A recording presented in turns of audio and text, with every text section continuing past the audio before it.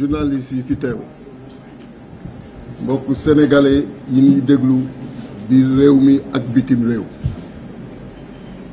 wax ji mën na bañ a gudd ndaxte waxaat la te jàpp naa ni waxtu wax weesu na waxtu jëf moo jot parce que au moment bi ñuy wax le président Macky Sall mi ngi jëf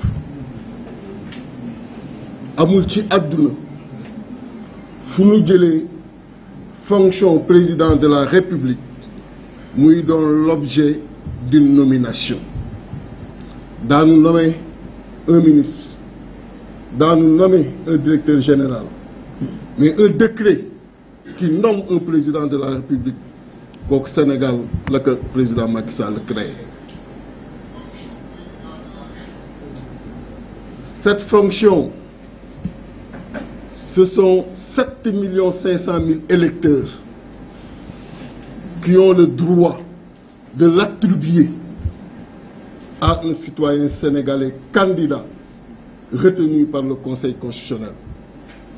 Mais le président Macky Sall a décidé, de par un stylo, de se substituer à ces 7,5 millions électeurs. toog ci biiram jël biigam ni bis naka tey daggal naa sama bopp un mandat d'1 an. C'est bien de le préciser que c'est 1 an parce que le 15 décembre si l'élection se tient au moins 40 jours après lay dem et on sera au mois de février. lii Wolof Njaay di wax nag mooy ku nekk ak li nga bëgg histoire retenir que ci yow. Est-ce que da nga bëgg histoire retenir ci yow ni lii bi mu amee da nga toog seetaan ou bien da nga bëgg histoire retenir ci yow que lii bi mu amee lay sa taxawaay def nga ko comme taxawaay. lii suñu taxawaay ñun en tant que candidat et leader tous les jours nous le faisons. La dernière fois quand on vous avait en face de nous, on avait clairement dit que nous allions engager notre campagne électorale, ce qui a été fait. Ils nous ont gazés, certains arrêtés, d'autres blessés. Mais ce n'est pas ce qui va nous ralentir. On a habitué les Sénégalais à prendre les gaz lacrymogènes pour la défense de notre démocratie, pour la défense des libertés. Je suis fier de dire que j'ai inhalé les gaz lacrymogènes de Ousmane Ngom, les gaz lacrymogènes de Mbaye Ndiaye, les gaz lacrymogènes de Abdoulaye Daouda Diallo, les gaz lacrymogènes du ministre Ali Ngouille Ndiaye, les gaz lacrymogènes de Maître Antoine Diome. J'inhalerai les gaz lacrymogènes de Sidiki Kaba. Parce que c'est notre démocratie qui demande cela. Adduna bi ñoo ngi ŋaññi. Je regarde les chaînes internationales tous les jours. J'ai toujours été fier de dire que je suis sénégalais. Je le suis encore. Mais ce n'est pas au président Macky Sall de m'enlever cette fierté. Et il ne lui appartient pas d'enlever cette fierté aux 18 millions de Sénégalais à travers un acte qu'il vient de poser et qui soulève l'ire de toute la communauté internationale. Jamais on a osé nous adresser comme ça. Jamais. Parce que quoi qu'on puisse dire, au moins sur une question, la tenue de la présidentielle, une constante a toujours existé. La présidentielle s'était toujours tenue à date échue. Un consensus, sans le dire, a eu à exister sur la tenue de la présidentielle. Pour une première fois, le président de la République décide seul, à partir de son stylo, de dire la date à laquelle cette élection va se tenir. Nous disons non. Nous ne l'accepterons pas. Et les pas pour qu'il recule seront également engagés. La campagne se poursuivra. L'élection se tiendra. C'est ça notre message. La légitimité qui fait que justement, on l'appelle Monsieur le Président de la République, il ne la tire que du Conseil constitutionnel qui, in fine, a proclamé cette fonction. Et ces 20 candidats tirent cette légitimité de ce même Conseil constitutionnel.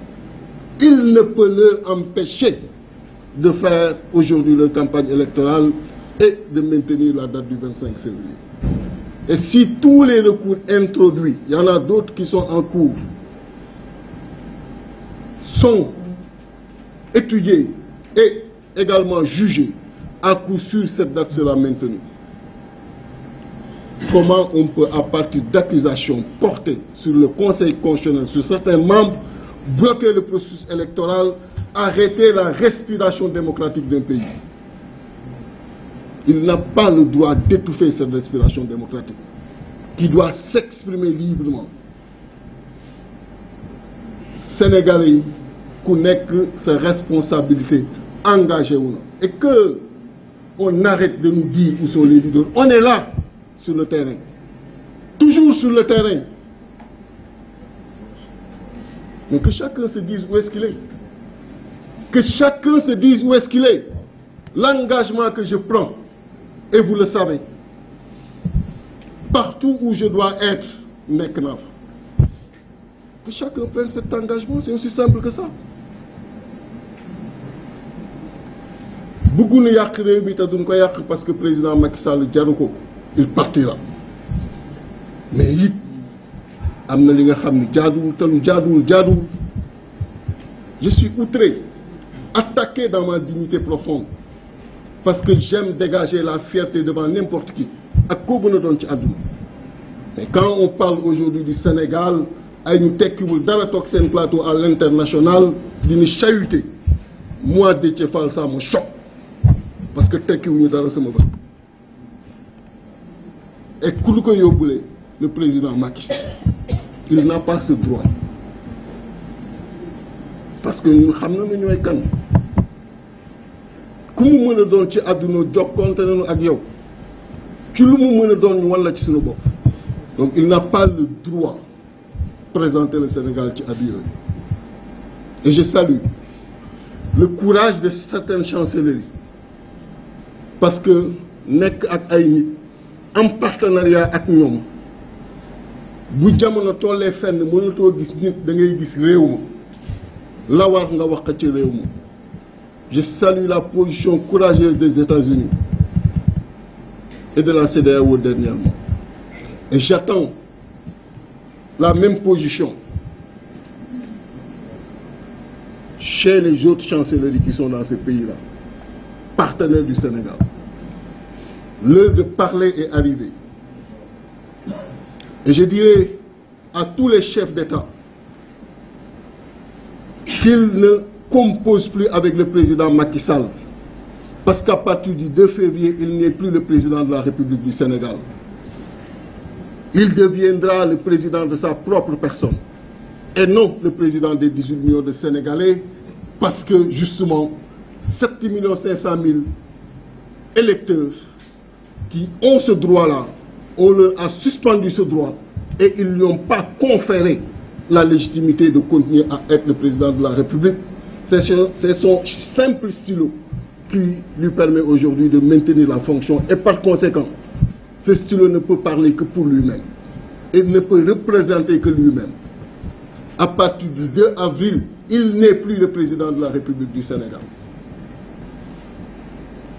Le front que nous avons mis sur place, le front des candidats à l'élection du 25 février 2024, composé de ces candidats, le FC 25, va contacter toutes les forces vives de la nation, les syndicats, les autres fronts qui existent, pour la création d'une plateforme beaucoup plus grande pour prendre en charge cette question qui nous dépasse, qui dépasse chaque Sénégalais, mais qui interpelle chaque Sénégalais et chaque Sénégalaise. Et je voudrais qu'au niveau de la diaspora, qu'ils se mobilisent. Je comprends aujourd'hui l'amertume qui les habite parce qu'il n'est pas du tout honorable d'être à l'étranger et de voir n'importe quel qualificatif aujourd'hui être posé sur ton pays. Nous comprenons leur amertume.